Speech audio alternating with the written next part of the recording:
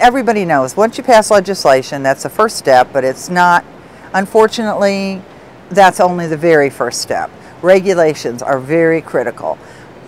Because of the groundswell of support for the ADA, and because we had people in positions in federal government that really believed in the ADA, including President Bush at the time, the regulations were put on a fast track. Really a fast track, considering how long it takes some regulations. Could be years after the passage of a law before regulations even are proposed. And this was on a fast track, so we spent the next couple years working on regulations for each title of the ADA, and figuring out what the steps should be, and when should buses be accessible, and what should be the progression, at what point will all buses be accessible, and at what point will all employers have accommodations in place and policies in place.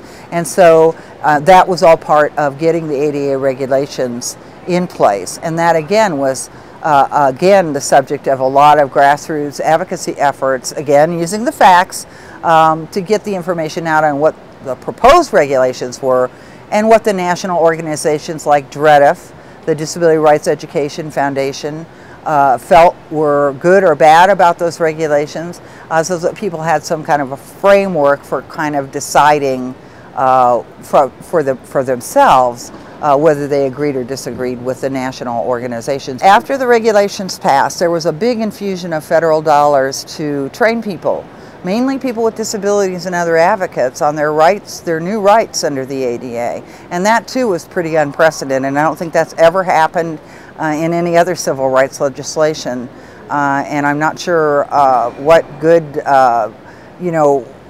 star was shining on the ADA, but they really put a lot of money into it.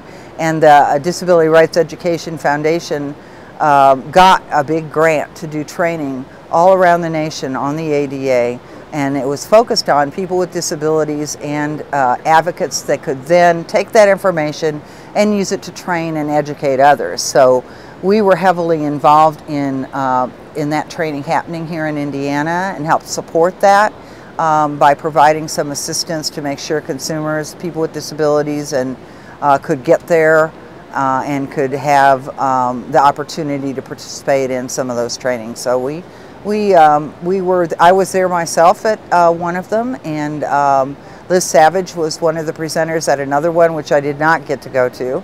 I think there were maybe 2 or 3 week or 2-week-long sessions where people would come in from out of state and do really intensive training on the ADA and how to look at it and what it meant in regard to each of the acts of the ADA, analyzing a situation to see if it's even covered under the ADA and how it's covered. They had a really excellent curriculum. It was mostly people with disabilities and the heads of or staff of advocacy organizations, the independent living centers, for example. A lot of them came and brought folks, and a lot of folks in the ARC community came. Parents came to some extent, but the main focus was on making sure that people with disabilities themselves knew about their rights under the ADA. So the focus tended to be either on themselves or on organizations that were then going to take that information and use it to train people with disabilities. And after that happened, we had a contract with our local independent living center, and again, Nancy Griffin was the head of it at that time, to do statewide training on the ADA, which we held, I think they had that for 3 or 4 years, and their goal then was to take that information and get it out around the state to more and more people and educate them about the ADA. Well, we have a new generation of advocates. I mean, 1990 was a long time ago, and there are people that don't really understand the ADA very well. So I think there's a real need for additional education on the ADA. There's also, because we've had so many bad Supreme Court decisions, there's the ADA Restoration Act. Many people don't understand what that really is or what it does, and it's mainly focused on employment and broadening that definition so more people are included under the ADA, people that were always meant to be included.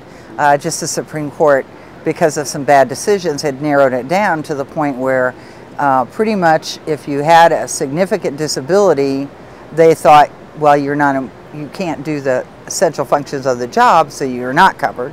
And if you have any other kind of disability, then it isn't bad enough to be covered. So it wound up, if you looked at all the decisions taken as a whole, very few people were actually covered under the ADA regarding employment.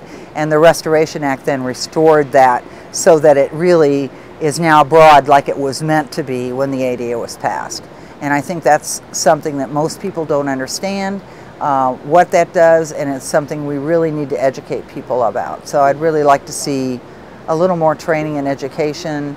And there's still a lot of work to be done. I mean, a lot of work at the local level trying to get communities more accessible, which is the focus of what we're doing this year and getting ready for the 20th anniversary. It's going to be a fun year, I think, and I'm hoping we'll have some real impact on the state as we get near the 20th anniversary of the ADA, really make another push to really get some people educated and get some stuff done.